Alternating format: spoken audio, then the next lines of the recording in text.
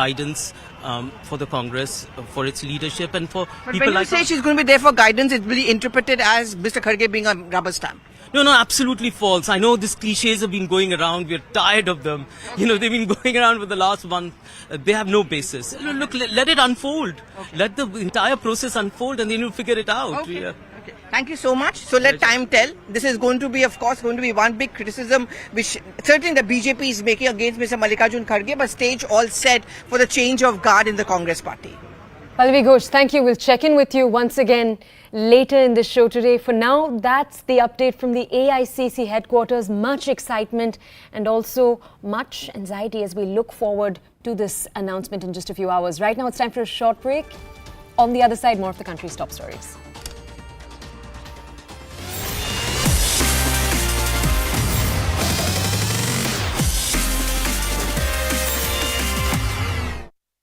Won his first election, and in 7 years in public life he's gone from MP to PM. I mean, if this is not a story of merit, then I don't know what it is. Yes, very, very true that Rishi Sunak is totally become Prime Minister of UK is on the basis of merit. Due to his good work as a finance minister, he did at the time of Corona. He did give subsidies to the industries of UK as well as to the local peoples. He became very famous at the time of as a finance minister, and he became the prime minister on the basis of merit due to the Lisa failed to run the government within 45 days. He is incapable of managing the economy of this Britain. That is why he resigned from 45 days. This clearly shows that Rishi Sunak is an example of merit. Okay, Kailash Adhikari, come back to the argument that the likes of Mr. Tharoor and Mr. Chidambaram were making. I've got a list of candidates from minority communities who've gone on to be or occupy highest offices in this country. Manmohan Singh, like I said, was a Sikh Prime Minister. Currently, we have a tribal woman president, the first ever. We had APJ Abdul Kalam as a Muslim president. Zakir Hussain was a president who was also from the Muslim community. So was Fakhruddin Ali Ahmed. Gyani Zail Singh was a Sardar. He, again, a minority candidate, went on to become president. We've had chief justices who were from the minority community. We've had, other eminent folks who've occupied constitutional offices from the minority communities. So to say that people from minority communities cannot aspire for high office in this country belies all the names that I just read out. Absolutely, Zaka. It's there is a very famous saying in English, an empty mind is a devil's workshop. And I believe that it strictly applies to the opposition here. They are completely devoid of any argument. They're completely devoid of any content, and they're completely devoid of any merit. And to the long list that you just mentioned, I'd like to add the name of Hamid Ansari ji also. He was Vice President of India.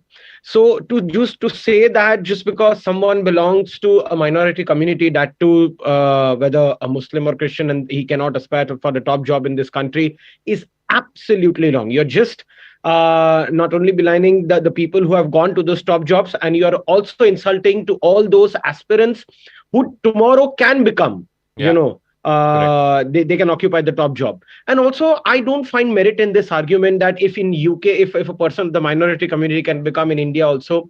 Zaka, political landscapes are very different. Prior to 2014 in this country, so much of minority appeasement was done that which is not found rather in the West. So such kind of comparisons are completely bizarre. And today is a day where we all as Indians, should be proud of the fact that a person of the Indian origin has occupied the top job of the United Kingdom. And this places on record so much of trust that both the countries diplomatically and bilaterally can now gain. We should not forget that there is an FTA agreement, free trade agreement on the table, which are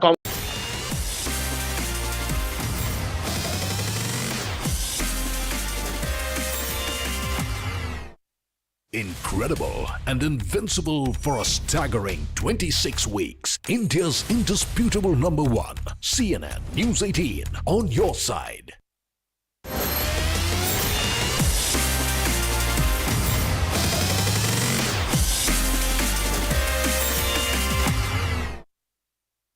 from the Congress party? Why are they discounting that APJ Abdul Kalam was a Muslim and President of India, the first citizen, for 5 years?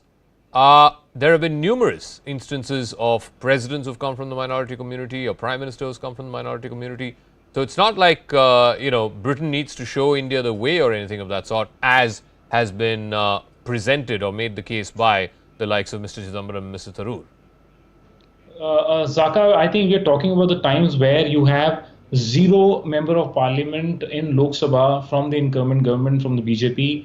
We're talking about the time when you have zero cabinet minister from Muslim community in the Council of Ministers. And this has been said in that backdrop, because now, I mean, this is not the BJP of Atalji. This is the BJP of Narendra Modi, which is driving and thriving on massive polarization. It does not even require any kind of indication that the BJP strives and thrives on polarization. Now but Kapil, is your point that minority community candidates just can't aspire for high constitutional offices in this country because the BJP can turn around and say that a Dalit president also comes from a marginalized community, comes from one of the most disadvantaged communities. A tribal woman president comes from one of the most disadvantaged, both socially and economically disadvantaged communities. Even that is representation in high office. It's not just that you have to be Muslim or Christian or Sikh to be considered minority. Zaka, let me tell you, I am not for a minute saying that you should give precedence to religion over merit. Of course, yes, when someone needs to be elected to any government offices, any office of public importance, of course the merit should be the predominant deciding factor. But we need to understand and we need to see what this incumbent government does. I mean, this is the government that is following extreme right-wing political ideology, where I mean, their minister left, right, and center indulges in hate speeches targeting a particular community. Look, once again, that's a separate debate from that's a separate debate from today's debate topic is very simple. It's taking off from what Mr. Chidambaram, Mr. Tharoor said, that minority candidates, even if they are meritorious in this country, cannot aspire to high office because the politics is that of majoritarianism. So let me ask Guru Prakash Paswan of the BJP the two specific points that Kapil Madan said. Number one, you don't have a single Muslim member of parliament and you have 300 of them, and you don't have any Muslims in the Union Council of Ministers as of right now. Please respond.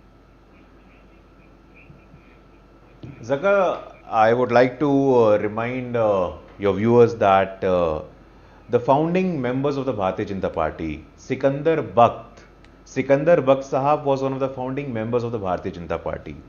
For the first time in our history, Zaka, we have a Pasmanda Muslim, a Muslim from a backward and the marginalized community, Danish Rizwan Ansari, in the Uttar Pradesh cabinet.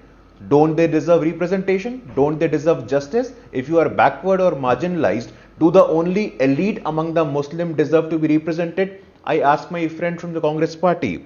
Ghulam Ali ji was sent to Rajya Sabha. Who is Mr. Ghulam Ali? Probably my friends don't know. Mr. Ghulam Ali is a Gujar, a scheduled tribe Muslim from Jammu and Kashmir.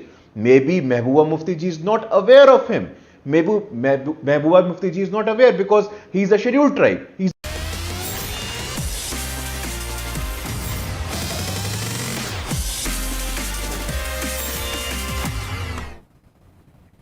Welcome back. You're watching the morning news. Our next story takes us to Assam, where 2 days after a Mia Museum was inaugurated in Assam's Goalpara district to commemorate the Bengali origin Muslims of the state, the Himanta Biswa Sarma government ordered it sealed on Tuesday after protests by BJP leaders, among others.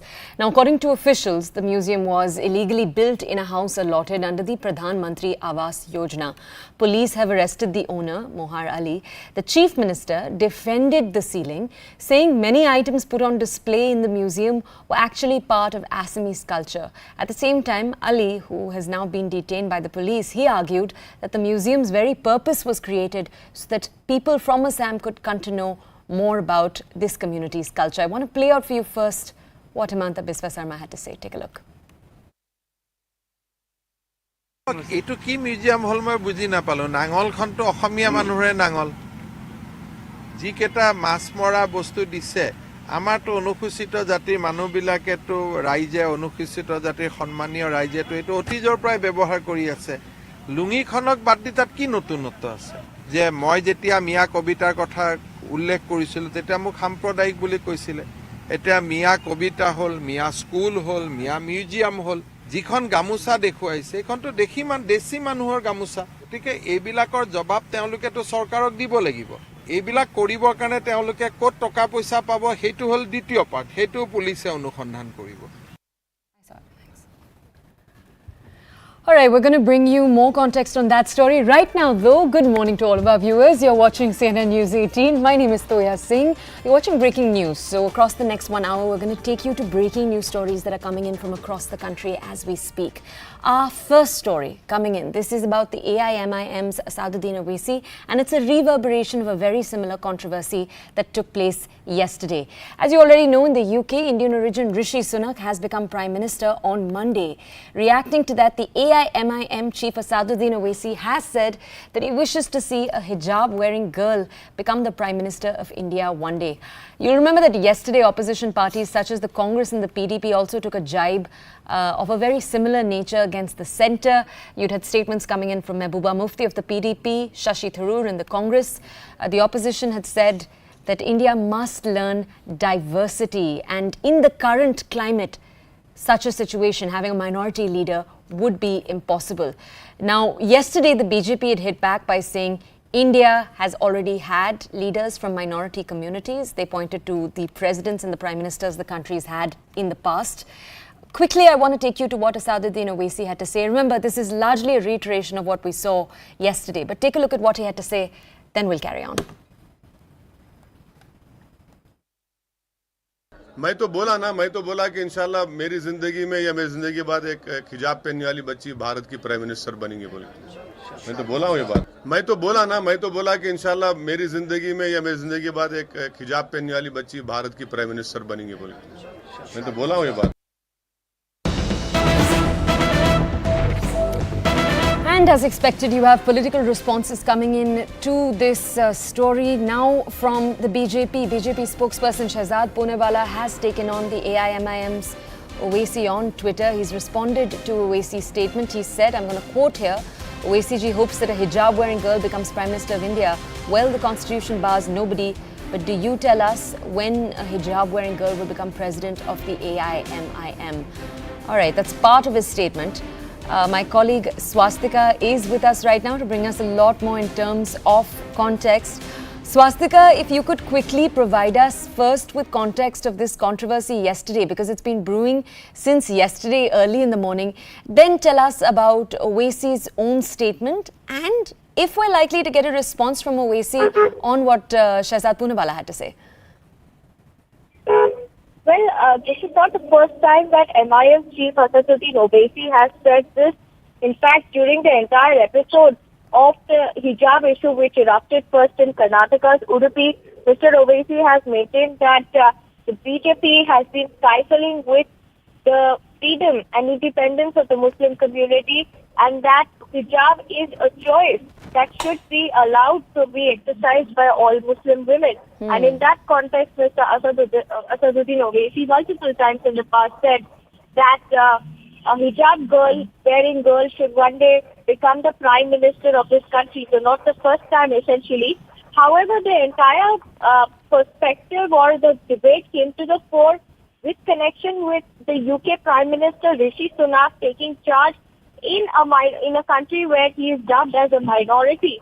It's that context why reacting to the whole issue, Mr. Asaduddin Owaisi said, hope so that one day a hijab-wearing girl becomes the Prime Minister of this country. Of course, you now have sharp reactions coming in from the BJP side. BJP spokesperson Shehzad Poonewala saying, let's start with first allowing a hijab-wearing girl to become the president of MIM. It would be interesting to see how Mr. Asaduddin Owaisi counters this particular argument put forth by the BJP. Okay, Swastika, if you just stay with us, I'm going to ask you more about what the AIMIM's leadership has looked like in the last few years. So stay with us.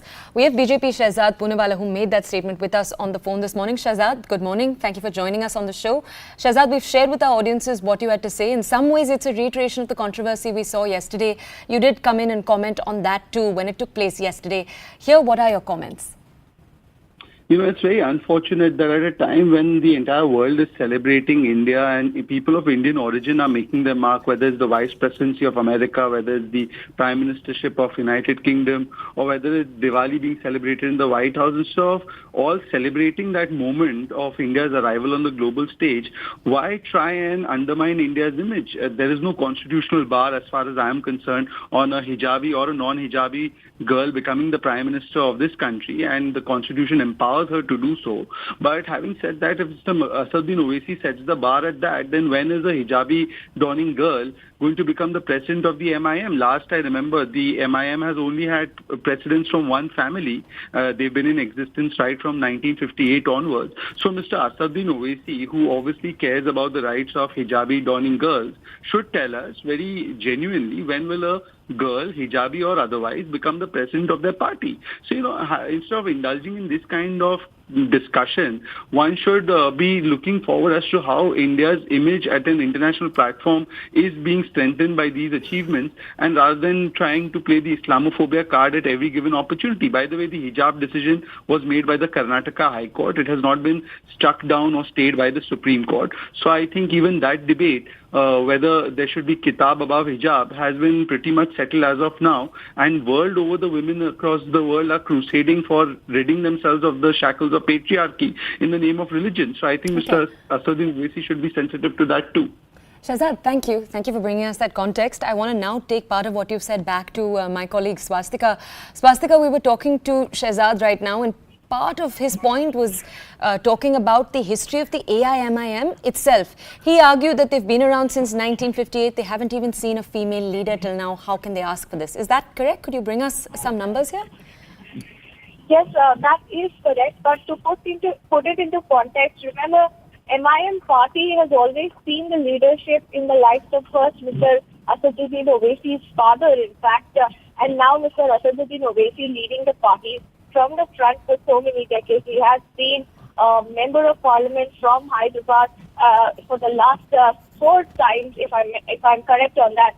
But on the whole aspect of the argument that's being put forth by the BJP side is that here you have a leader and the president of the MIM party clamoring for a hijabi girl to be put as the prime minister of the country, an aspiration that he sees for the coming years. However, here you have a party where it is male-dominated. You only have leaders in the likes of Assaduddin Owaisi or his brother Akbaruddin Owaisi, who is an MLA from Chandrayan Gutta here in Hyderabad, and has been, or rather both the brothers have been the core strength of the party. Questions were also raised why MIM does not have a women's spokesperson also in the first place. So this is something that was pointed out in the past. So Mr. Assaduddin Owaisi, of course, would be interested. It will be interesting to see how he counters these allegations, Soya, considering that the BJP has now asked him a question, when will we see a female leader leading the MIM party? Okay, Swastika, I want your opinion in this next question. Yesterday, we'd seen parties like the PDP and the Congress raise similar points. And by the evening, you saw the Congress on a back foot. The party had been trying to make the point that in the current climate, a minority could not be prime minister. At the same time, obviously, what it came off sounding like was as if they weren't counting certain minorities as minorities at all. When the controversy ended the way it did yesterday, why then do you think the AIM decided to step in? Well, you heard the ex-Jammu and Kashmir Chief Minister, in fact, the PDP Chief, Mehbooba Mufti, alleging that divisive laws are being governed in India under the Modi government. Allegations put forth by Mr. Assaduddin Owaisi is also similar, saying that Muslims are living under fear, under a terror climate, because the BJP has been constantly stifling with their freedoms and has been trying to suppress them. So in that context, when you have Rishi Sunak become Prime Minister, of UK, not just the first Asian Prime Minister, but also the first coloured Prime Minister of that country. You have various reactions coming in from India. While it was largely positive from the side of the BJP, as far as the other parties are concerned, in the likes of PDP, as well as Asaduddin Owaisi's MIM, they have put forth a point saying how when will such type of democracy be practiced in India? You have Asaduddin Owaisi saying when will we see a hijabi girl become the Prime Minister? He also expressed optimism, saying that it will happen very soon in the near future. You also have Mehbooba Mufti saying that, divisive laws govern today's climate of change here in India. So a lot of back and forth over the issue. And since you asked me, Soya, I would say joint parallels with the UK government situation right now is something that is perhaps a little unwarranted, and that is a point that is being put forth by the BJP as well. Okay, Swastika, I'm actually going to ask you to stay with us. Very quickly, we're going to walk our audiences through part of this controversy yesterday. This is what the Congress's Salman Khurshid had to say. Take a look. As Rishi Sunak takes on the chair of Prime Minister in UK, a communal angle has been given in India as well. Today, Asaduddin Owaisi has said that he wants to see a hijab wearing girl on the Prime Minister's chair. No. Why do you think of this as being a communal thing? Anybody in this country, no matter what community, what religion, can aspire to be Prime Minister. There's no problem at all about that. And why should we compare ourselves with any country in the world? I don't think that we should restrict, but anyone has an aspiration, they can certainly announce it. There's no problem. Don't think of anyone giving it a communal spin, because clearly any person in India, according to the Constitution, everyone who has a single vote, each vote counts exactly the same as the other vote. Each person can have an aspiration to be in the highest office. We are lucky that in the highest office in the country, we've had people from different communities, Muslims and Dalits and Sikhs, in the highest office of the country, which is the office of the President. Some Muslim leaders or some pro-Muslim politicians have even questioned the Indian administration as to whether we can have a Muslim Prime Minister. Well, I think to ask for a Muslim Prime Minister is a bit too much in today's environment. I think time when the Prime Minister and his people would examine whether the minorities in India are recognized, are acknowledged, and are given their due share or not. My colleague Swastika remains with us to bring us context on this story. Swastika, we just heard from Majid Memon from the NCP, and the point he was making is that it's possibly accurate to make the statement that in today's current climate, having a Muslim Prime Minister would not be possible. Could you just lay out for our audiences how yesterday's entire controversy played out? Well, Soya, it all started with Mr. Asaduddin Owaisi making a rather controversial statement saying in the current climate that India is living in, where Muslims are allegedly living in fear, I do hope that one day we have a hijabi-clad girl becoming the Prime Minister. He said this multiple times in the past. He said this when this entire hijab controversy which erupted in Karnataka's Udupi came to the fore and certainly put the entire country into a ball of discussion on whether hijab should be seen as a matter of choice or should be seen as a symbol of aggression. In fact, interestingly, Mr. Asaduddin Owaisi did not wade into any debate of the hijab issue when the protests were happening in Iran. When reporters questioned him, saying why, what would your take be on the whole issue, Mr. Asaduddin Owaisi back then had claimed that this is a matter pertaining to a foreign country and why should we interfere into it. Now, in that context, if you draw parallels, yesterday when a reporter asked him, how do you see the developments in the United Kingdom where you now have a nation Prime Minister, first time, you also have a colored, a man from the colour background becoming and taking the highest seat in the UK. Reacting to that development, Mr. Asaduddin Owaisi said, perhaps I do believe or have the faith that one day a hijab wearing woman would become the Prime Minister. You have sharp reactions from BJP first, Shehzad Poonawala questioning when will Asaduddin Owaisi first have a woman leading the MIM party. You also heard Salman Khurshid, their Congress leader, saying that in the current climate, perhaps adding a communal tone to the developments that is taking place in the UK is perhaps unwarranted. Margaret Mellon said that assuming or perhaps in the current climate and the current scene of development under a majoritarian government, as he says, expecting a Muslim to become the Prime Minister of this country, let alone a girl, is perhaps a little far-fetched. So you have varied opinions. You also have saying expecting divisive in a country where entire climate is divisive, it's being ruled by divisive forces, sitting out at the Modi government. It's perhaps it'll be rather strange to see a Muslim taking charge in a country where Muslims are allegedly being suppressed. So different types of arguments coming forth. So yeah, considering that these are developments that are taking place in the UK, adding a communal tone and an overtone to the entire issue perhaps has given it a new spin, and a lot of things to be answered by Mr. Asaduddin Owaisi as to why he feels that the development in the UK would warrant a communal statement that he made yesterday. Swastika, if you could also bring our audiences more context here on the point that Poonawala was bringing up when he was questioning why AIMIN itself hadn't seen a female president. I know online there are multiple reports that in the past the AIMIM has tried to some degree to build their base with women by holding all-women meetings in Hyderabad. How successful have such meetings been, and what is the larger story of AIMIM itself's leadership?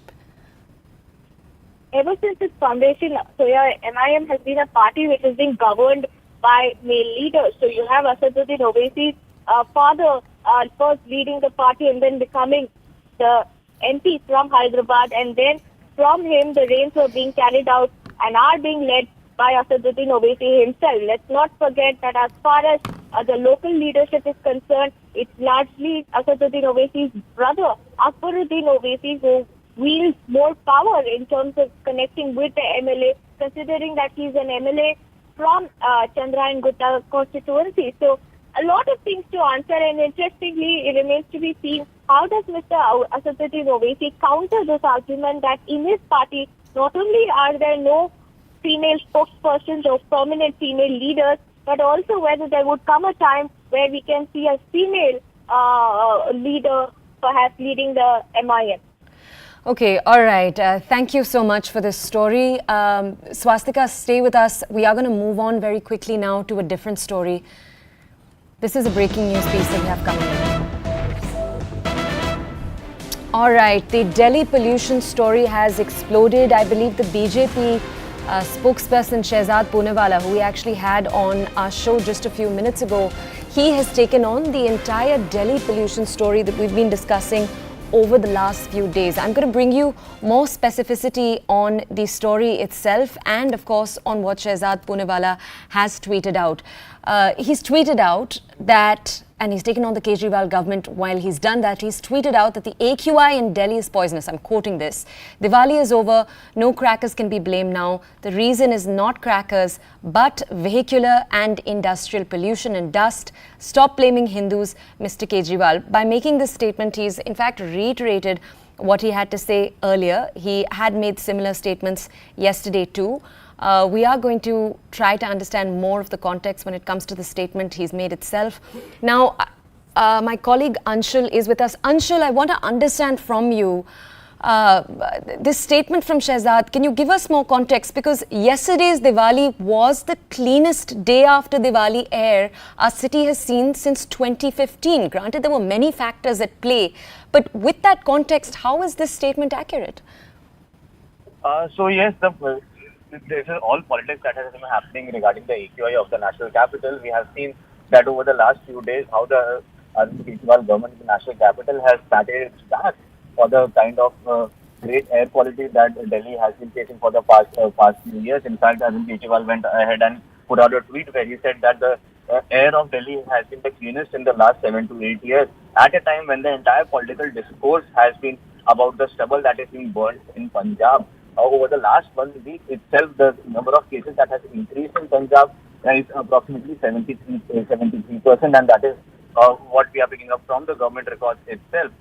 So yes, the politics between these two parties, between the BJP and the Aam Aadmi Party, continues. On one hand, where the Aam Aadmi Party is trying to take credit for the cleanest air in Diwali over the past 3 to 4 years. But yes, there were many factors in play that did not that made sure that Diwali was clean this time of the year around. Because remember, from the last 3 years, Diwali was happening in the month of November, where the direction of the wind is different from what is it right now. So yes, this year, because of the natural conditions, the Diwali air was clean this time around. But yes, the manner in which the Aam Aadmi Party has started its path is definitely raising a lot of questions, because even today the AQI is above the 300 mark, and as Shadab Punewala has tweeted, that the AQI in the national capital is continuously deteriorating, and at this time for a government to pat its back on the manner in which it has handled the pollution situation in the national capital will definitely raise a lot of questions. That is why the Aam Aadmi Party is on the dock right now, in fact on the fence right now, and it is trying to protect itself from the criticism that is coming its way. Because remember, the Aam Aadmi Party has formed its government in Punjab. Initially, they blamed the Congress government in Punjab for not doing anything to stop stubble from being burnt. But this time around, when Aam Aadmi Party is in government, they have also done very little to make sure that stubble is not burnt by farmers in Punjab this year as well. Anshul, thank you for those details. I do want to reiterate, though, that Delhi has seen its cleanest day after Diwali air since 2015. Experts are saying, though, that many factors are at play. For example, wind speeds in the city of Delhi right now. We're going to move on from this story very quickly now to a story that took place in the Twitter sphere. Former Indian cricketer Zahir Khan was slammed by certain corners of the internet for wishing everyone a prosperous Diwali on Twitter. Zahir Khan on October 24th had made this post. It was a picture with his wife, who is of course the actor Sagarika Gatke. In that post, you can see him extended wishes for the Hindu festival of Diwali. Now, the former cricketer was also seen sporting a tilak on his forehead, and you have had certain sections of the internet respond. They've trolled him. It is important to note, though, that this isn't the first time that Zahir Khan has been trolled in this manner. Just a few years ago, on Diwali, for posting a very similar post, he was once again trolled. Now, that is a quick summary of the story itself. We'll try to have a colleague join you in just a few seconds to bring you more context on exactly what that trolling looked like. We'll also try to bring you more context on how Zahir Khan in the past has responded, and whether or not there have been other members of the cricket team who have stepped in the past to defend him. I do want to respond here by bringing you more context on the Zahir Khan story. The past attacks that have taken place, we will tell you a little bit more about. First, though, we do have reactions coming in. Take a look.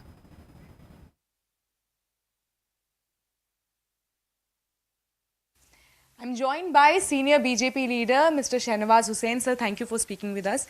Sir, आज असदुद्दीन ओवैसी ने एक speech में बोला है कि जो सबका साथ सबका विकास है, ये सब बस बोलने की बातें हैं. जो प्रधानमंत्री है, जो बीजेपी है, उनको टोपी से डर लगता है, उनको हलाल मीट खाने वालों से डर लगता है, उन्हें हिजाब वालों से डर लगता है. और क्या ये हो सकता है कि एक हिजाब पहनने वाली लड़की प्राइम मिनिस्टर बन सकती है इस देश की? देखिए, सबका साथ सबका विकास ये शब्द से कुल हिंद मजलिस इत्तेहादुल मुस्लिमीन के सदर असदुद्दीन ओवैसी को डर लगता है, क्योंकि उन्होंने अपने संगठन का नाम ही कुल हिंद मजलिस इत्तेहादुल मुस्लिमीन रखा है. उसमें सबका साथ नहीं है. इसलिए सबसे ज़्यादा अगर किसी को डर लगता है तो असदुद्दीन ओवैसी साहब को डर लगता है. इस मुल्क में सबका साथ सबका विकास है और सबका विश्वास भी है. ये देश दुनिया का पहला ऐसा देश है जहां करीब 120 करोड़ हिंदू आबादी रहती है. किसी भी देश में 100 करोड़ से ज़्यादा कोई एक धर्म के मानने वाले नहीं रहते हैं. और इतना बड़ा दिल दिखाया इस देश ने कि डॉक्टर जाकिर हुसैन, फखरुद्दीन अली अहमद, APJ अब्दुल कलाम और मनमोहन सिंह तो प्रधानमंत्री बने और ये तीनों राष्ट्रपति बने. और उनको बनाते वक्त उनके टैलेंट के नाम पर बनाया गया. इस मुल्क में जो लोग भी बनते हैं उनकी जाति और धर्म उसके आगे नहीं आता है. एक गरीब का बेटा देश का प्रधानमंत्री बन सकता है, ये भारत है और भारत से पूरी दुनिया को सीखना है। आज भी मैं कहता हूं कि अल्पसंख्यकों के लिए भारत से अच्छा देश हो नहीं सकता। पूरी दुनिया में अगर आज मिसाल दी जाती है कि माइनॉरिटीज़ को सबसे ज़्यादा इक्वल राइट कहाँ है, तो वो भारत में है, क्योंकि भारत के संविधान ने सबको बराबर का हक दिया है। ऐसा कहीं दुनिया में नहीं है। और यहाँ माइनॉरिटीज़ के लोग उच्च से उच्च स्थान पे एयर चीफ मार्शल बन सकते हैं, क्रिकेट हॉकी के कैप्टन बन सकते हैं, यहाँ पर बड़े बड़े पद पे रह सकते हैं और बड़े बड़े scientist. Zahir Khan, the cricketer who is in our focus, has been the fourth highest wicket taker for India across formats. He has the second highest wicket tally, 311 for an Indian fast bowler in tests, behind Kapil Dev's 434. He ended his international career with 92 tests, 200 ODIs and 17 T20Is in his name. And he brought down the curtains on his international career back in 2015. That's when he lost a place on the team. Now, as you can see in those photos over there, he is married to the Bollywood actor Sagarika Gatke. He is, as multiple experts have said, one of the finest bowlers to have played for the country. He is one of the best left-arm pacers in particular that the game has ever seen. Now, my colleague Shireen, who you saw conducting that interview a few minutes ago with that BJP leader, she's with us right now to bring us more context. Shireen, I want to understand from you, how has Zahir Khan in the past and with this most recent incident, how has he responded to what certain corners of the internet had to say? And have you seen other former cricketers chip in to defend him? We have seen in 2019 as well, when Zahir Khan has put out a similar picture with his family for Diwali, wishing Diwali. We have seen how he was in fact attacked and abused by the troll army. In fact, at that point of time, there were in fact other cricketers, his teammates, who had come in support of him. And once again, we are seeing that he's being trolled for the same. Right now, we've been speaking to a number of political leaders as well, who all have been condemning this troll army, saying that what is wrong in celebrating a festival of the other faith. If someone wants to celebrate Diwali, they should be given the freedom to. If someone wants to celebrate Eid, हम दीपावली के पर कहीं जाते हैं कि नहीं? कई लोग ऐसा कहते हैं कि अगर इफ्तार पार्टी में कोई टोपी पहन ले तो उसका धर्म खतरे में नहीं पड़ता, और दीपावली में एक टीका लगा लिया उन्होंने और विश कर दिया और दिए जला लिए, तो अगर उससे भी उनको ट्रोल किया जा रहा है। ज़हीर खान को डट कर खड़े रहना चाहिए, किसी से। All right, we're sorry for switching focus so quickly right now. We are heading into a short break. On the other side, on the news, more of the country's top stories. We'll see you in a few minutes.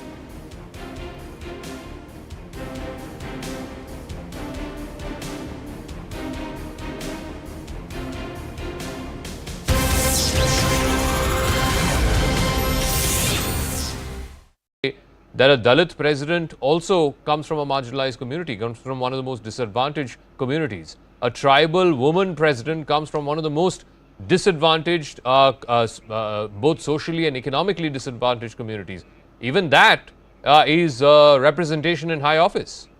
It's not just that you have to be Muslim or Christian or Sikh to be considered minority. Zaka, let me tell you, I am not for a minute saying that you should give precedence to religion over merit. Of course, yes, when someone needs to be elected to any government offices, any office of public importance, of course the merit should be the predominant deciding factor. But we need to understand and we need to see what this incumbent government does. I mean, this is the government that is following extreme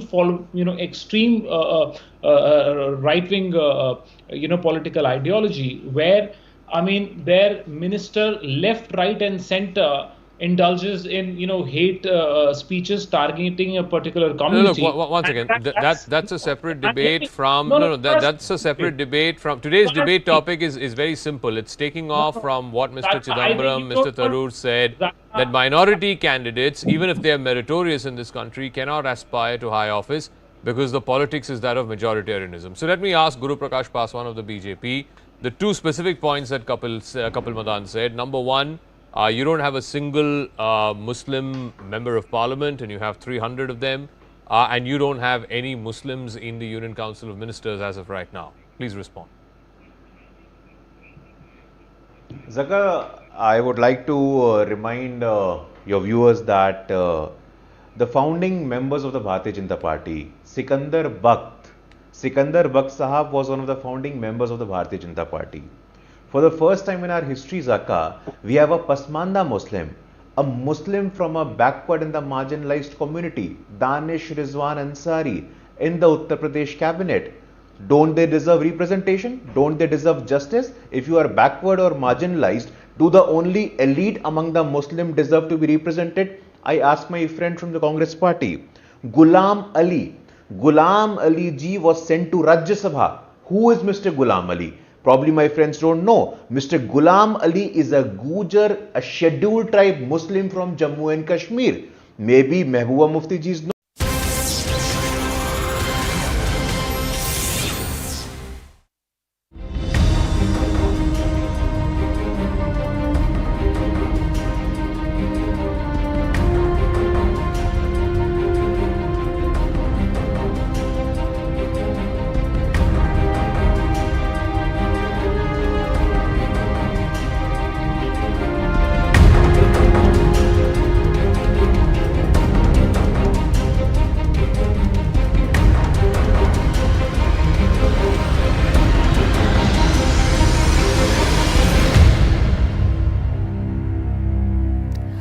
Welcome back. We're now going to a top story of the day. Today is a big day for the country's main opposition party, the Congress. Hectic preparations are underway as we speak at the Congress party headquarters as the newly elected president Mallikarjun Kharge gets ready to take oath at 10:30 a.m. today. So in just a few minutes from now, Sonia Gandhi will be handing over the certificate of election and the baton to her successor. This marks the beginning of a new non-Gandhi leadership era in the Congress party after 24 years.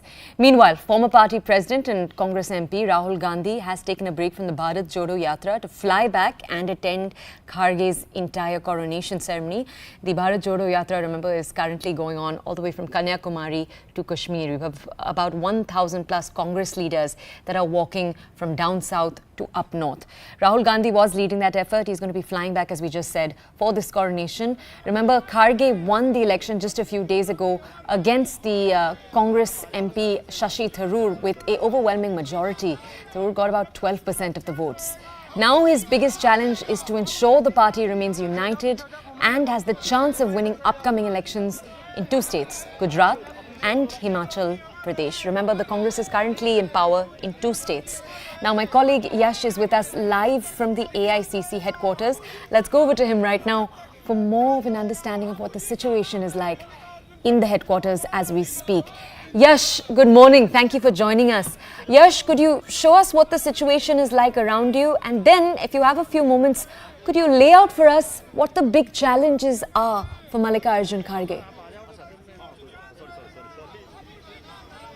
I'll show you these visuals. These are the visuals coming in from AICC, All India Congress Committee headquarters in the national capital, and you can see this area, this stage is all set and it is decked up over here. All the senior leaders of the Congress party are over here. I can tell you that all the senior dignitaries, including I can see Harish Rawat, I can see Jairam Ramesh, I can see Ajay Makhan, I can see Salman Khurshid, I can see all the senior leaders. The DK Shiv Kumar is here, Siddha Ramaiah is here. So all the senior leaders of the Congress party are over here for this big day, because this is said to be one of the biggest day in the history of Congress, as today, for after 24 years, Congress is set to get a non-Gandhi president, Mr. Mallikarjun Kharge, in the face of Mallikarjun Kharge.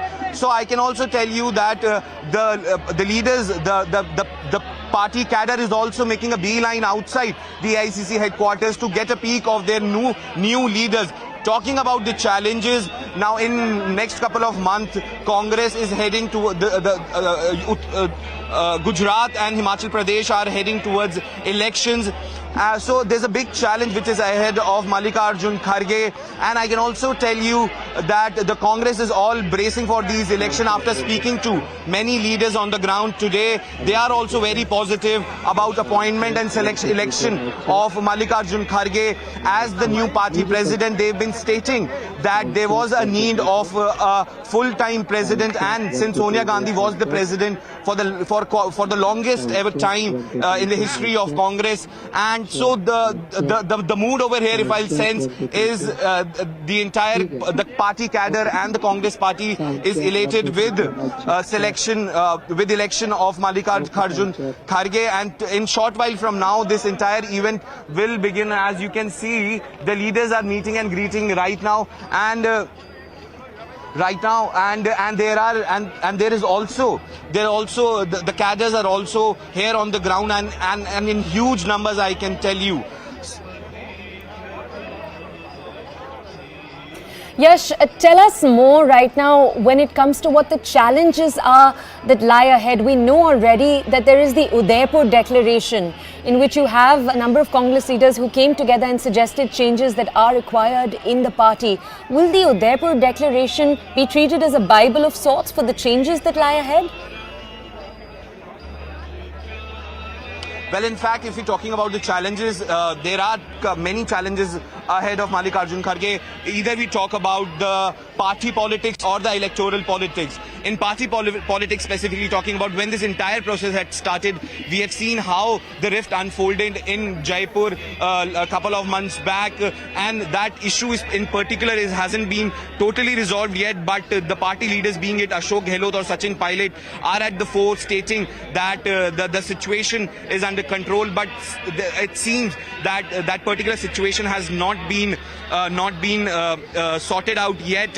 Apart from that, the huge challenge in front of Mallikarjun Kharge is to galvanize the entire party together, because right now in couple of months we'll be seeing elections in couple of states. Then moving forward, the 2024 elections are also at doorstep. So apart from party politics, electoral politics also remain a big challenge for Mallikarjun Kharge. Right now the Congress party is ruling 2 states, and they are in other 2 states they are in alliance with the other parties. Okay. So in fact, both party politics and the electoral politics are poses a big challenge in front of Mallikarjun Kharge. Yash, thank you. I want to go over now to our colleague, senior editor Pallavi Ghosh. She's with us also from live outside the AICC headquarters. Much excitement because at about exactly this time, Mallikarjun Kharge is set to take over as president. Let's go over right now quickly to Pallavi to understand more. Pallavi, Mallikarjun Kharge has been quite open about the fact that he wants to implement the Udaipur Declaration. He said it's going to be his first and utmost priority. What will that entail? Well, I mean, just before I answer your question, Toya, I'm just going to give you a picture right behind me. Anytime now, the event is going to begin, and in that event, essentially, what's going to happen is he formally takes charge. He's going to be given the certificate of victory. Sonia Gandhi, Rahul Gandhi, the chief ministers of Rajasthan, Chhattisgarh are all expected to be here, and all the senior leaders of the Congress party, young and old, all of them are going to be here, of course. And that formal anointment of Mallikarjun Kharge as the next Congress president begins. It's not going to be an easy one. You know, he's going to be wearing a crown with thorns in many ways. The challenges we've been talking about, my colleagues Yash and Siddhant have been talking about the challenges he faces. But the resolution also stressed on the fact about a new Congress party, a Congress which has a vision, which manages to get the old and the young together, and also takes on what they call the communal forces, and also more importantly acknowledge the fact that there are regional parties, there are smaller parties, whether it's in North, whether it's in South, who are emerging as a challenger to the Congress party. The growth of the Aam Aadmi party for that, in that case, for example, Toya, is actually happening at the cost of the Congress party. We saw what happened in Punjab. We are seeing what is happening, say, in Gujarat or in Himachal Pradesh. So these are the challenges which the Congress party is facing, and I think that's going to be the biggest challenge for Mr. Mallikarjun Kharge. But when we dwell on the responsibilities, it's for a moment we also need to dwell on the role of Sonia Gandhi, because whatever voices we have been speaking to through the day, the fact that she is not going anywhere. They do acknowledge both Rahul and Sonia Gandhi as their leader. In fact, right outside the Congress headquarters, there are posters which have been put up of Rahul Gandhi's slogans in favor of him. So the fact remains that the shadow of the Gandhis are always going to be there. But will it be a kind of a low-key one, or will Sonia Gandhi actually still maintain that kind of a control? I think the Congress party is very aware and apprehensive of the fact that they are being watched, and therefore they are going to try and at least send out this messaging that he is not going to be a rubber stamp, that Kharge is going to be a man with his own mind, and he's not going to listen completely to the Gandhis, take advice from them, yes. This is a double-edged sword, as I said, is a crown he's wearing with many thorns, and thereby lies a challenge for both Mallikarjun Kharge and for Sonia Gandhi as she gives up charge. Okay, Pallavi, if I could request you to stay with us. I want to take our audiences very quickly to hear from more voices. This is what Congress spokesperson Gaurav Vallabh had to say. Take a look.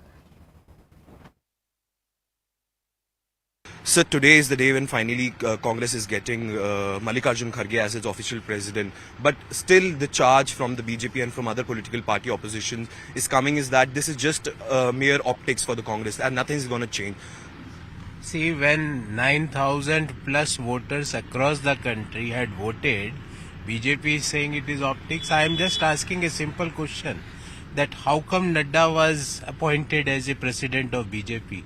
Before that, how come the Amit Shah or Rajnath Singh or Nitin Gadkari was appointed as a president of BJP? What was their constitution of their electoral college? When in the history of BJP the elections were held? So don't talk like this. We are very hopeful that Rahul Gandhi ji in Bharat Jodo Yatra and Kharge ji here, this is really called as double engine. Okay, reintroducing both our reporters, my colleague Pallavi Ghosh, our senior editor, is with us, and Yash is also with us. Both of them are present outside the AICC headquarters right now. Let's go over first to Pallavi. Pallavi, right here, if you could tell us, Rahul Gandhi is obviously in between his Bharat Jodo Yatra. He'll be there today, but right now he is on the Bharat Jodo Yatra, and it's right about to enter the Hindi heartlands. So the entire party's focus is on those efforts. How will we expect Kharge then in the next few months to take charge, and what steps can we expect from him? See, by Congress's calculations, they've had a very good run, at least in the southern states, and that comes as no surprise. Kanyakumari, Kerala, even in Tamil Nadu, they are in power with the DMK. So the Congress has managed to gather many crowds over here, and even in Karnataka, which is a poll-bound state, the Congress has managed to get a lot of traction. Rahul Gandhi, in fact, takes a break. He's going to be attending the ceremony over here, which begins in a short while from now. But you're right, he now goes on to an important leg, and the leg is of those areas which are largely seen as under the firm control of the BJP. Maharashtra, Madhya Pradesh, Rajasthan again, where the Congress party is on a shaky wicket, but over there the BJP is hoping to come back to power. He goes a little bit through Uttar Pradesh. So these are the important states he's going to be travelling through, and I think the challenge over there is going to be there. Look, the Bharat Jodo Yatra's slogan is to unite India, to fight against what forces, which is the BJP plus the RSS. But as Jairam Ramesh himself pointed out a few days back, it's also a political yatra. It also carries a political message, and that political message will be borne out if the Congress party is able to organization in these states that they are going to be travelling through, in those areas through which the Bharat Jodo Yatra is going to be travelling through. I think in that sense it's going to be certainly a challenge for Rahul Gandhi. Also for Mallikarjun, now he's actually going to be deciding how the Congress is going to work upon its strategy, not just for the Bharat Jodo Yatra, but also as far as the poll-bound states of Himachal and Gujarat are concerned, and of course Karnataka, where Mallikarjun himself belongs from. Okay, Pallavi, do stay with us. Yash, also, if I could request you to stay with us. Here's an interview with senior Congress leader Salman Khurshid. Take a look.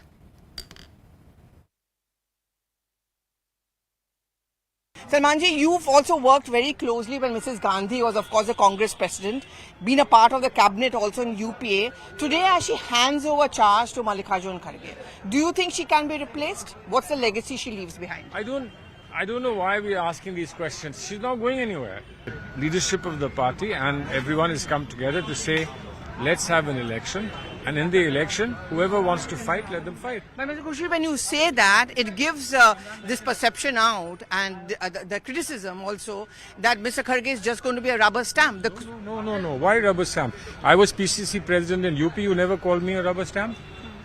So if PCC president is not a rubber stamp, why is the AICC president a rubber stamp? Mr. Kharge is also a person of great stature, and you know that his legacy from Karnataka is a huge legacy. But Mr. Kharge today is coming into an office that somebody else may occupy tomorrow. But the leadership aspirational qualities Remains with Mrs. Gandhi. Remained with her, remain also with Mr. Kharge.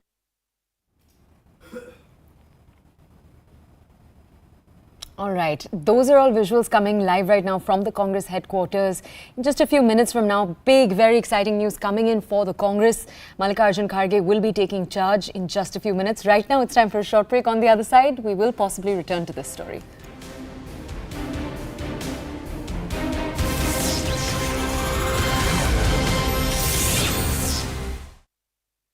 Tribal woman president, the first ever. We had APJ Abdul Kalam as a Muslim president. Zakir Hussain was a president who was also from the Muslim community. So was Fakhruddin Ali Ansari. Gyani Zail Singh was a Sardar. He, again, a minority candidate, went on to become president. We've had chief justices who were from the minority community. We've had, other eminent folks who've occupied constitutional offices from the minority community. So to say that people from minority communities cannot aspire for high office in this country belies all the names that I just read out. Absolutely, Zaka. It's there is a very famous saying in English, an empty mind is a devil's workshop. And I believe that it strictly applies to the opposition here. They are completely devoid of any argument. They're completely devoid of any content, and they're completely devoid of any merit. And to the long list that you just mentioned, I'd like to add the name of Hamid Ansari ji also. He was Vice President of India. So to say that just because someone belongs to a minority community, that too, whether a Muslim or Christian, and he cannot aspire for the top job in this country, is absolutely wrong. You're just not only belying the people who have gone to those top jobs, and you are also insulting to all those aspirants who tomorrow can become, they can occupy the top job. And also, I don't find merit in this argument that if in UK, if a person of the minority community can become in India also, Zaka, political landscapes are very different. Prior to 2014 in this country, so much of minority appeasement was done that which is not found in the West. So such kind of comparisons are completely bizarre. And today is a day where we all as Indians, should be proud of the fact that a person of the Indian origin has occupied the top job of the United Kingdom. And this places on record so much of trust that both the countries diplomatically and bilaterally can now gain. We should not forget that there is an FTA agreement, free trade agreement on the table, which our Commerce Minister as well as the Commerce Ministry is trying to pursue. We see light and hope that this may go through in the history of both.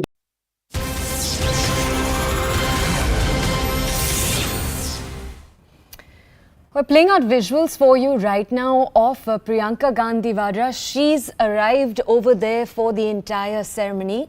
My colleague Yash and Pallavi are both with us to bring us a lot more context. Yash, we're playing out for our audiences visuals of Priyanka Gandhi Vadra. Yash, I want to understand from you. Priyanka Gandhi Vadra, obviously, she's been in charge of Uttar Pradesh, and Uttar Pradesh is a state where we have seen the BSP have a slow decline. Now, Kharge is a senior Dalit leader. Does the Congress keep hopes that he'll be able to bring the SC community back into the fold for the Congress? Well, in fact, yes, Toya, Mallikarjun Kharge has been seen as a very tall Dalit leader in the country. And actually, if we talk about the numbers, Dalit in total constitutes for around 24% of the total population in India right now. And these 24% comes from hundreds of different groups of Dalits. Well, in fact, I'll also want to tell you that Sonia Gandhi and Rahul Gandhi both have arrived over here near the stage where Mallikarjun Kharge will be taking will be handed over this very duty of being the president of the Congress party. You can see in these visuals right now Sonia Gandhi and Rahul Gandhi greeting all the top party leaders over here, and this is in fact we'll be seeing Mallikarjun Kharge also over here in a short while from now, and this entire program was slated to start at around 10:30. It's now around 10:45, so this entire program is set to begin in a short while from now, where all the senior leaders of the Congress party will be on the stage for this very important day, as everyone in the Congress have been stating that. Back to you, Toya. Okay, let me take the same question over now to our colleague Pallavi Ghosh. She's our senior editor. She's also with us.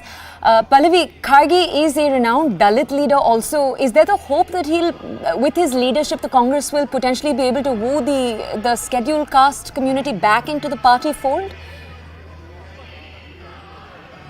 I mean, if you've been watching the Congress party in the last few weeks, they have been, in fact, months, I would say, they have been doing this Dalit outreach or a backward outreach. In fact, Rahul Gandhi, whenever he's been traveling for that matter, has always been trying to make the point that here is a BJP which doesn't care about the backwards, it doesn't care about the Dalits. If you remember the famous Rohit Vemula incident which happened in Hyderabad, Rahul Gandhi, the point Irani was a HRD minister. He's a Dalit, belongs to a backward community, and there was scant regard shown by the BJP or the central government towards the Dalit community. I think in Mallikarjun Kharge, that's certainly going to be one of the cards they would help, would work for them. But you know, it's much beyond that. As a Congress president, he would also have to show to be more inclusive. I think the Congress party has many challenges. Its traditional vote bank, where, like for example, a minority vote bank has gone away. It's either gone to a Samajwadi party, or even with the BJP pushing up this narrative that we want development and therefore no longer appeasement. That is something which has also hit the Congress party very hard. Mallikarjun Kharge would also have to reach out to that particular community. But besides the minority community, the youth, the Brahmins, the upper caste, those votes also very much matter as far as Mr. Mallikarjun Kharge and his ability to get all of them together. So when we talk about the Bharat Jodo Yatra, it's also a political slogan which they are trying to push, that unlike the BJP plus the RSS mindset, the Congress party can actually have an inclusive politics. I think Mr. Mallikarjun Kharge, as a Congress president, would also want to epitomize or manifest that ideology at a national level as he tries stitching up a strategy which could click for the Congress party, because the real challenge happened in 2024, because unlike in the earlier elections, this time round you have more players, powerful, ambitious, aggressive regional parties as well, and all of them are growing at the cost of the Congress party. Okay, Pallavi, stay with us. We'll go back to Yash. Yash, we're playing out for our audiences visuals. These are live visuals coming from the Congress stage.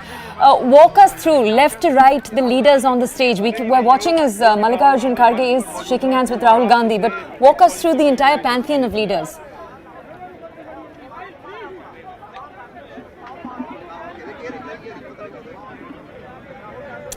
Yash, if you could identify for us all the senior Congress leaders on the stage right now, right from Sonia Gandhi on Mallikarjun Kharge's right and Rahul Gandhi on his left, to all of the others.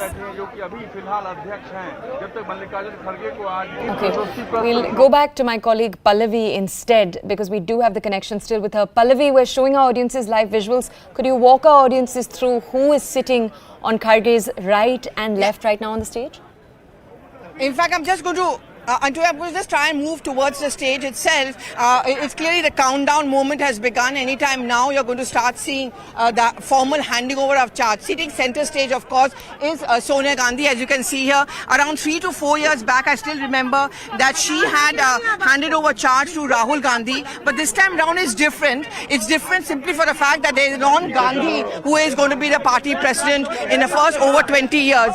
But you can see those pictures which I'm trying to get for you over there. You can pictures from the stage over here. I mean, of course, there is Mr. Madhusudan, chairperson of the election committee, and he's the one who's going to hand over the certificate.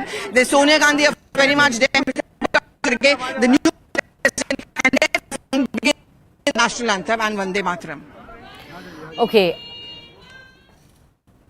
We'll stay silent for just a second as the leaders on the stage stand up for that. Remember, Kharge is staring at a fundamentally altered political battlefield right now. Apart from Narendra Modi, who obviously is the most formidable adversary for the Congress, political parties like the Aam Aadmi Party, the Trinamool Congress and even the AIMIM are trying to occupy a space that was previously occupied by the Congress. Now, critics have also said Kharge will possibly have a thankless job in the months ahead. Rahul Gandhi is on the road as we speak. He is trying hard to breathe life into the party and its cadre. Of course, there is this hope that there will be an electoral revival. As we've just told you, elections are due in 2 states as we speak. There's Gujarat and there is Himachal Pradesh. In Gujarat, the Aam Aadmi Party is also hoping to make inroads. The BJP obviously is in charge in the state as we speak. In Himachal Pradesh, the contest will possibly be a face-off between simply the Congress and the BJP as the Aam Aadmi Party has reduced their efforts over the last few weeks. We'll go back now to my colleague Yash. We'll ask him to describe. Yash, could you describe what's going on right now as we speak at the AICC headquarters? Well, in fact, where right now KC Venugopal is handing over flowers to Sonia Gandhi, and they are actually greeting each other right now on the stage. We can see Amrinder Singh Lovely on the stage, KC Venugopal, Sonia Gandhi, Mallikarjun Kharge, Mr. Mistry, and even Rahul Gandhi with other senior leaders of the Congress party. And this is a formal ceremony in which Mallikarjun Kharge will be given charge as the president of the Congress party, and this is happening way after 24 years that a non-Gandhian is becoming the president of the Congress party. And you were also talking about the Dalit dynamics in this entire matter. In fact, Kharge is considered to be one of the tall leaders of the Dalit community, which actually constitutes for around 24% of the population in India right now. Though what we are given to understand, and over the years, that vote share which was actually earlier used to favor Congress has slipped away from the Congress in bits and parts. There were certain allegations by the Dalit community that they've been having a long support from the Congress party, but they didn't. From their side, from Dalit community, no chief ministerial face was made. And over the past years, also we have seen that that particular Dalit vote share slipping to the Bharatiya Janata Party in different states, and now now Mallikarjun Kharge at the helms of affair. Now we can expect that he's expected to consolidate that particular vote bank, which is considered very crucial in certain states. We cannot negate that Karnataka is also going to polls in some time from now, and there also he plays a very vital role because his entire political journey has started from there only. And Congress has also been stating that from being a mill worker to joining the Congress party and then becoming the president of the Congress party shows how someone who works for the party, who works for the people, can actually escalate to such levels. And in fact, Kharge is the only second leader after Digvijay Ram to be the Congress president from the Dalit community as well. And if you talk to some of the cadre on the ground and from certain observers, they have also believed that Congress's strong support from Dalit base has shrunk over the years due to various factors, including a section of Dalits have been attracted to BJP in recent year, and they've been saying that they have been attracted by Prime Minister Narendra Modi, and also the Grand Old, and there's also certain other things also like Grand Old Party's inability to resolve the differences between the left and the right sects of the Dalit community, which is another very important part, because if we see that there are different sects of Dalit community which pan out from different political spectrums from left to right, and in fact in certain years that particular line was actually quite hazy when the Bharatiya Janata Party changed the entire narrative in the 2013 political campaigning, and that's the time when Congress also had a very strong dent from the Dalit community. And in fact, Mallikarjun Kharge coming at the helms of affair at the Congress party could actually revive and attract that vote bank again back to the Congress party, which in fact will not only help the Congress party in elections, including Karnataka and other, but it will also help Congress party in states like Uttar Pradesh in coming years. Okay. Back to you, Toya. Yash, stay with us. I want to go over now to our senior editor Pallavi Ghosh. She's also at the AICC headquarters. She's been with us through the broadcast. Pallavi, I want to ask you, the MP, Lok Sabha MP Shashi Tharoor, is he there? He was obviously Kharge's main competition during the elections. Is he present at the AICC headquarters today?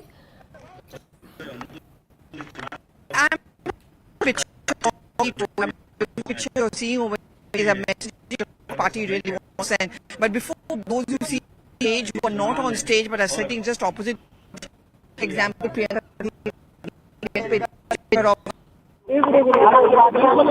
There's Priyanka. All right, we'll try to re-establish that connection with my colleague Pallavi, and meanwhile we'll take the same question over to Yash. Let me just check if Yash is with us. मेरे साथीदार भाई BP Singh और शर्मा जी और प्रदेश party के सभी प्रमुख, सभी CM, सभी सीएलपी लीडर्स को सहयोग देने के लिए मैं उनसे आभार प्रकट करता हूं। और अंत में नवनिर्वाचित प्रमुख श्री खड़गे जी को प्रमुख पद पर चुने जाने पर चीफ रिटर्निंग ऑफिसर के नाते मैं उन्हें सर्टिफिकेट एनायत करता हूं। जय Hind.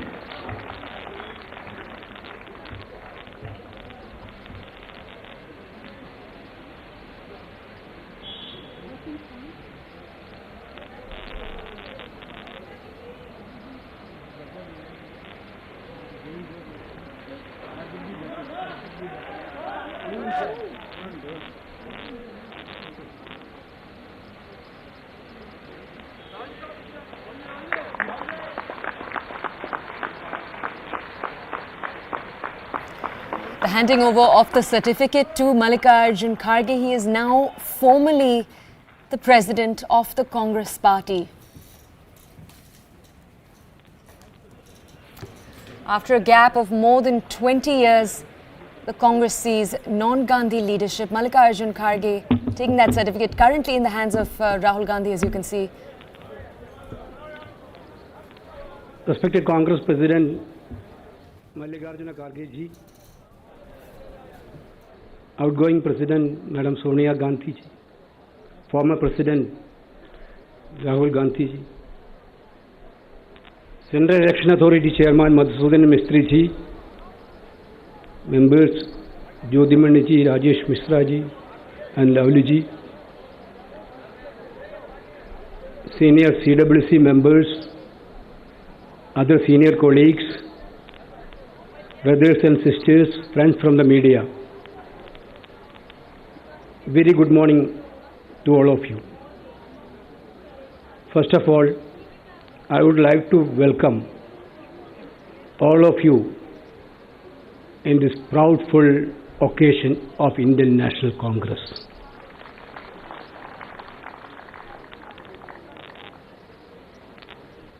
Through an exemplary process of internal democracy,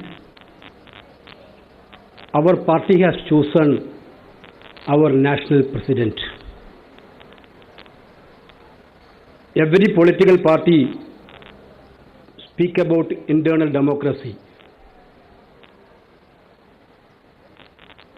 Instead of speaking, Congress party shown real internal democracy through this process.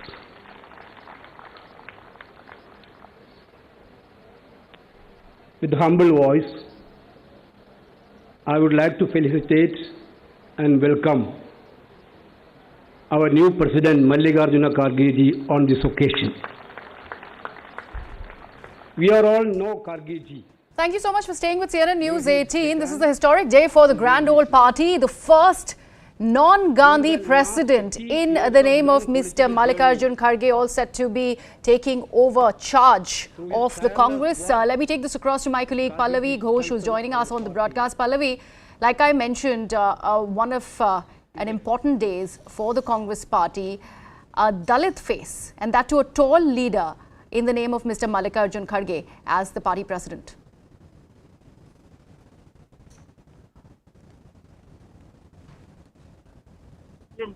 In recent times, and the Congress party with one tone. Right, Pallavi, I'm so sorry. There seems to be some problem with your audio link. We'll have that repatched, and I'll come back to you. However, this is what is happening at the AICC headquarters in the national capital, as Mallikarjun Kharge is all set to take over charge from Sonia Gandhi, who was the interim Congress president. And after having won that election by a record margin against the senior Congress leader Shashi Tharoor, it is time for Mallikarjun Kharge to be the next Congress president. Let me take this across to my colleague Yash, who's also joining us on the broadcast. Yash, you know, so much is happening at the Congress headquarters. Even Rahul Gandhi has given a break to the Bharat Jodo Yatra. He's also in attendance because it's an important day for the grand old party. So much has been said in the name of having a non-Gandhi face. What are you picking up through the voices that you have actually heard over there? Organization skill do better.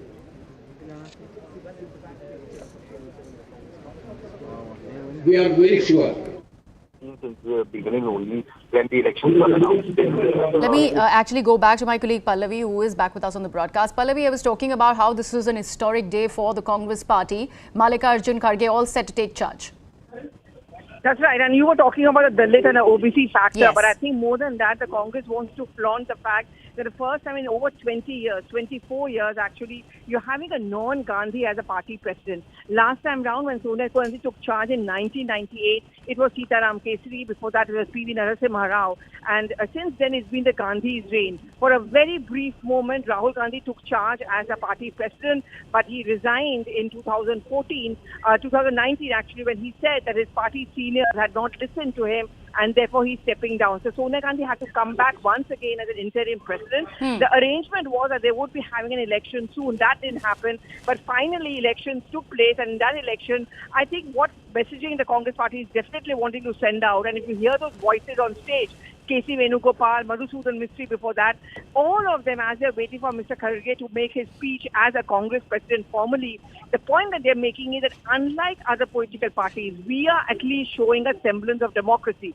We had a contested election and the best person won, and that is something which the BJP needs to learn from. More than that, I think the larger messaging is to blunt the criticism the Congress party has often faced, particularly from the BJP, of being a Gandhi-centric party. I think that is what they're trying to do away with, counter it by having a non-Gandhi as a party president. Also, Pallavi, you know, you have been covering the Congress party ever since. This is not often that we see an election really happening for the top job. You know, in 26 years that we are seeing now that Mallikarjun Kharge is taking over, how is it different when it comes to that change of guard? And considering Congress has always battled this one thing coming from its detractors, that there cannot be a non-Gandhi face actually ruling the roost in the grand old party. Yeah, I mean, the biggest criticism the Congress has often faced is that they cannot look beyond the Gandhis. And even today, when I did speak to many leaders, and you see those posters outside, and in fact, when the ceremony was taking place, there were the Bharat Jodo Yatris who were shouting slogans in favor of Rahul Gandhi. I don't think the Congress is going to let go of the Gandhis. But officially and technically speaking, you have a non-Gandhi as a party president, and that's a strong messaging that they're wanting to send out. See, the last time round, there were elections which took place in the party was in 1998. Jitendra Prasad fought against Sonia Gandhi. Sonia Gandhi won. So Gandhi came to pass the election. This time elections have been held. No one from the Gandhi family contested the elections. A non-Gandhi becomes a party president. But all the three Gandhis are very much present there this even today. Right in the front row is Priyanka Gandhi Vadra. Then there's Sonia Gandhi, of course, as an outgoing president. Rahul Gandhi is also on stage, actually, as a former president. That's the reason why he's on stage, and he's taken that break. So I think the Congress party is trying to send out this message that, you know, we can and we will move beyond the Gandhis, but the Gandhi shadow is going to be very much on us. Right. All right, Pallavi, let me stay on with us. Let me take this across to Yash now, who's also with us on the broadcast. Yash, when it comes to attendance and putting the weight behind their leader, Mallikarjun Kharge, who are the important faces that you see? Of course, we are seeing the Gandhis flanked, flanking Mallikarjun Kharge on stage while Rahul Gandhi has returned from the Bharat Jodo Yatra just for a short while. I'm really sorry, Yash. Let me cut across to Arvind Kejriwal. He is currently speaking in the national capital. Let's take a look at that. हम सब लोग देख रहे हैं कि किस तरह से डॉलर के मुकाबले में रुपया दिन प्रतिदिन कमज़ोर होता जा रहा है और इन सब चीज़ों की मार हमारे देश के एक आम आदमी को भुगतनी पड़ती है। ऐसा क्यों है कि आज भी भारत एक विकासशील देश है। 75 साल हो गए आज़ादी को, आज भी विकासशील देश, गरीब देश माना जाता है। हम सब चाहते हैं कि भारत विकसित देश बने, हम सब चाहते हैं कि भारत अमीर देश बने, और हम सब चाहते हैं कि हर भारतवासी, भारत का हर परिवार अमीर परिवार बने। इसके लिए बहुत सारे कदम उठाने की ज़रूरत है, बहुत सारे स्टेप्स लेने की, बहुत सारे एफर्ट्स करने की ज़रूरत है। हमें बड़ी संख्या में स्कूल खोलने हैं, हमें बड़ी संख्या में अस्पताल बनाने हैं, हमें बड़ी संख्या में बहुत बड़े स्तर के ऊपर बिजली का, सड़कों का, इंफ्रास्ट्रक्चर को तैयार करना है। लेकिन एफर्ट्स तभी फलीभूत होते हैं जब हमारे ऊपर देवी देवताओं का आशीर्वाद होता है। एफर्ट्स करने चाहिए, हम सब लोग अपनी अपनी ज़िंदगी में एफर्ट्स करते हैं, लेकिन हम कई बार देखते हैं कि एफर्ट्स कर रहे हैं, नतीजे नहीं आ रहे। उस वक्त लगता है कि अगर देवी देवताओं का आशीर्वाद हो तो एफर्ट्स फलीभूत होने लगते हैं, एफर्ट्स के नतीजे आने लगते हैं। परसों दिवाली थी। दिवाली पे हम सब लोगों ने अपने अपने घर पे श्री गणेश जी और श्री लक्ष्मी जी का पूजन किया। हम सब लोगों ने भगवान से सुख शांति की प्रार्थना की। हम सब लोगों ने अपने अपने परिवार के लिए, देश की समृद्धि के लिए प्रार्थना की।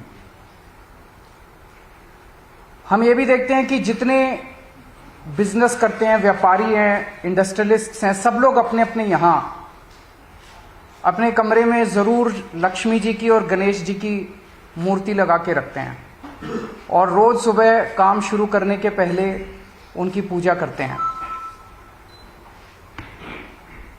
आज मेरी केंद्र सरकार से, प्रधानमंत्री जी से अपील है, भारतीय करेंसी के ऊपर एक तरफ गांधी जी की तस्वीर है, वो वैसे ही रहनी चाहिए, लेकिन दूसरी तरफ श्री गणेश जी की और श्री लक्ष्मी जी की तस्वीर भारतीय करेंसी के ऊपर लगाई जाए। जैसा मैंने कहा कि हमें अपनी अर्थव्यवस्था को सुधारने के लिए, भारत को आगे तरक्की देने के लिए बहुत सारे एफर्ट्स की जरूरत है, लेकिन उसके साथ साथ देवी देवताओं के आशीर्वाद की भी जरूरत है। अगर भारतीय करेंसी के ऊपर एक तरफ गांधी जी की तस्वीर है, वो एज इट इज रहे, दूसरी तरफ अगर लक्ष्मी जी की और गणेश जी की तस्वीर होगी, तो इससे पूरे देश को उनका आशीर्वाद मिलेगा। लक्ष्मी जी को समृद्धि की देवी माना गया है, गणेश जी जितने विघ्न होते हैं उनको हरने वाला, उनको देवता माना गया है, विघ्न दूर करने वाला देवता माना गया है। तो उन दोनों की तस्वीरें उसके ऊपर लगनी चाहिए। हम ये नहीं कह रहे कि सारे नोट बदले जाएं, लेकिन जितने फ्रेश नोट्स छपते हैं, अभी जो नोट्स हैं वो एज इट इज रहें, लेकिन जो हर महीने फ्रेश नोट छपते हैं, वो फ्रेश नोट्स के ऊपर ये शुरुआत की जा सकती है और धीरे धीरे करते करते सर्कुलेशन में काफी मात्रा में ये वाले नए नोट आ जाएंगे। इंडोनेशिया एक मुस्लिम कंट्री है, 85% से ज्यादा उनकी आबादी मुस्लिम है, 2% से कम हिंदू हैं वहां पे, लेकिन उन्होंने भी अपने नोट के ऊपर गणेश जी की तस्वीर छापी हुई है। तो मैं समझता हूं कि ये एक बहुत अहम कदम है जो कि केंद्र सरकार को उठाना चाहिए। आज मैं आप सब लोगों के माध्यम से, मीडिया के माध्यम से, इस देश के 130 करोड़ लोगों की तरफ से केंद्र सरकार से और माननीय प्रधानमंत्री जी से अपील करता हूं कि भारतीय करेंसी के ऊपर लक्ष्मी जी की और गणेश जी की तस्वीर लगाई जाए। अगर इस पे कोई प्रश्न है आपके तो।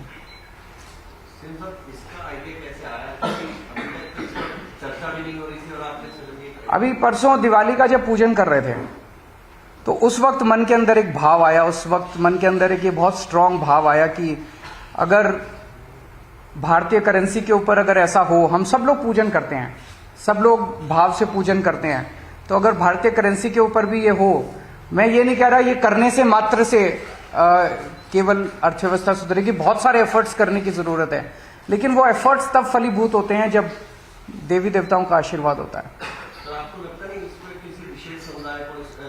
जैसा मैंने कहा कि हम किसी के खिलाफ नहीं बोल रहे, हम ये नहीं कह रहे इसको हटाओ उसको रखो उसको हटाओ, किसी के भी खिलाफ नहीं है। और जब इंडोनेशिया कर सकता है तो हम भी कर सकते हैं, इसमें किसी को आपत्ति होनी नहीं चाहिए। और सबकी समृद्धि की बात हो रही है, सबकी संपन्नता की बात हो रही है, पूरे देश की संपन्नता की बात। कोई दूसरे विशेष समुदाय का व्यक्ति अगर इस बात को उठाता है, जैसा मैंने कहा कि अगर इंडोनेशिया कर सकता है, इंडोनेशिया ने भी श्री गणेश जी को चुना, तो हम भी कर सकते हैं, हमारे देश में भी हो सकता है। और लक्ष्मी जी के साथ, लक्ष्मी जी एक ऐसी देवी हैं जिनको समृद्धि और संपन्नता की देवी माना गया है। ऐसे में आरोप लग सकते हैं कि आप हिंदुत्व काट रहे हैं। आरोप लगाने वाले तो 100 आरोप लगाएंगे, आरोप लगाने दीजिए, लेकिन मुझे लगता है कि आप किसी से भी बात कर लीजिए। मैंने पिछले कुछ दिनों में कई लोगों से बात की, सब लोगों को लगा कि ये बहुत अच्छा आइडिया और ये होना चाहिए। सर, एक तरफ आपकी अपील है प्रधानमंत्री नरेंद्र मोदी से, क्या कोई प्रस्ताव ढूंढेंगे कि किस तरीके से? मैं कल परसों में उनको एक चिट्ठी लिखूंगा, कल या परसों, और उस चिट्ठी के माध्यम से भी मैं उनसे अपील करूंगा। सर, दिल्ली में नगर निगम के चुनाव भी अब कभी भी घोषित हो सकते हैं, उसको लेकर पार्टी क्या तैयारी रहेगी? हम पूरी तरह से तैयार हैं, और इन लोगों ने जितने भी एफर्ट्स किए चुनाव टालने के, गलत तरीके से इन्होंने डिलिमिटेशन किया, बता रहे हैं इस तरह से कर दिया कि बीजेपी का एरिया एक साथ कर दिया, दूसरे वोट एक साथ कर दिए, जो मर्जी कर लेंगे, लेकिन दिल्ली की जनता इनको नकारने वाली है। गुजरात में इलेक्शन अनाउंस होने वाले हैं, माना जा रहा है कि साथ ही में होंगे, ऐसे लग रहा है कि अटेंशन डाइवर्ट ना हो जाए आम आदमी पार्टी पे, रिस्क लग रहा है। ये लोग बहुत सारी कोशिशें करेंगे, जो भी असुरी शक्तियां होती हैं वो सच को दबाने के लिए, ईमानदारी को दबाने के लिए पूरी कोशिश करती हैं। ये सब, जैसे मैंने कहा, ये सब असुरी शक्तियां हैं जो हमारे खिलाफ इकट्ठी हो गई हैं, और ये जितना मर्जी कुछ कर ले, ये जनता को दबा नहीं सकती। जनता की आवाज है, जनता, दिल्ली की जनता ने देखा कि That's Arvind Kejriwal, the Aam Aadmi Party chief convener and the chief minister of Delhi, addressing the media. He makes some sort of an appeal, and he also talks about writing it to the Prime Minister to actually have Lakshmi and Ganesha idols on the Indian currency note. Let me take this across to Amit Malviya of the BJP, who's now joining us on the broadcast. Mr. Malviya, what do you make of this appeal that's just been made by Mr. Kejriwal? Arvind Kejriwal should focus on the mandate that the people of Delhi have given him. He's the Chief Minister of Delhi, and he should stop trying to punch above his weight. We just saw how he was trying to ban Deepavali celebrations in Delhi, and after the people of Delhi gave him a resounding response by defying his fatwa, he's now onto these kind of antiques. They make no sense. Kejriwal's announcements, pronouncements, promises are good for nothing. They are just meant for media attention, media attraction. The amount of ads that he puts out in the media feels compelled to play his sound bites and his press conferences, but there's nothing more to it. He should focus on governing Delhi, which is in shambles right now. Mr. Malviya, why do you call it a fatwa against people celebrating Diwali when it was actually a move to curb pollution? Is BJP not one with the idea that pollution needs to be curbed and people should not actually burst crackers? Even the Supreme Court has directed that. Pollution is caused by burning of parali. 10 days prior to Deepavali, even before the first cracker was burst, Delhi was a smog chamber. So let's not blame Deepavali for what goes wrong throughout the year.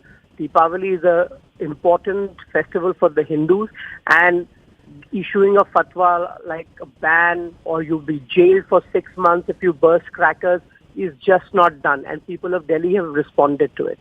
Okay. And what do you have to say about the AQI, which is better than 2019 to 2021 because of this kind of directive?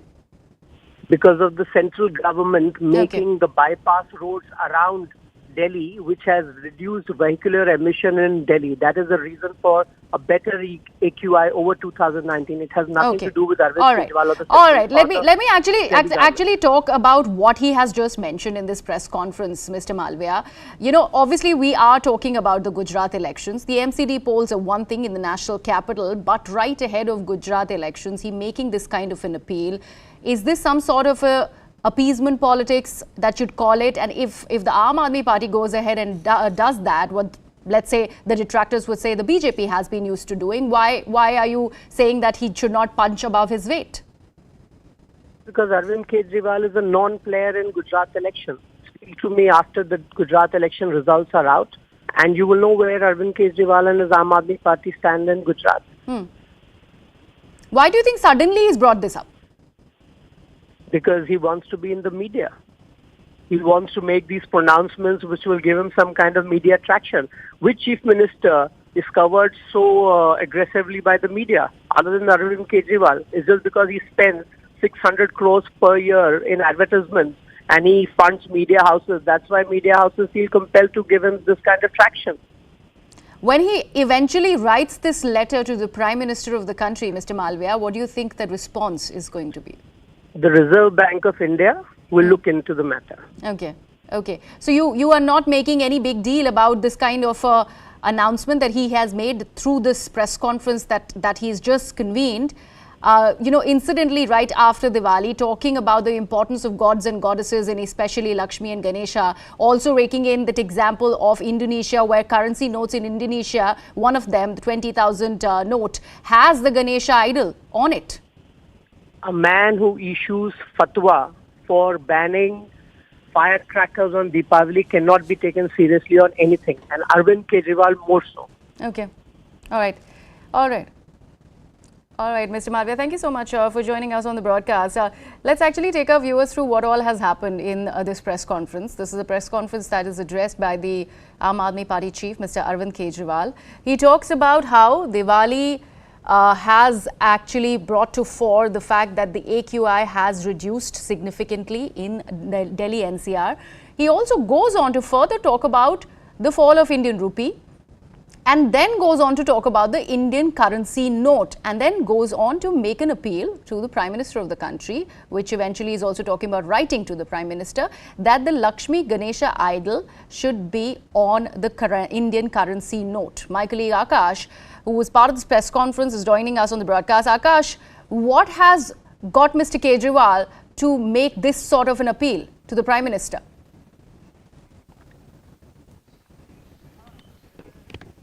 Party, in fact, Aam Aadmi Party Supremo Arvind Kejriwal, who has come out and said that now this time, after the Diwali celebrations, now he wants that, Ganesha and the Lakshmi idol should be there on our currency, because he was giving an example of Indonesia, because he was saying that if Indonesia can do this, we can also do this. And also, he is in fact saying that he's going to write a letter to Prime Minister Narendra Modi saying that he just don't want to replace the current existing notes, but he wants that all new notes should have, on one side we have Mahatma Gandhi, of course, but on the other hand, we should have, Lakshmi and Ganesha idol on the notes.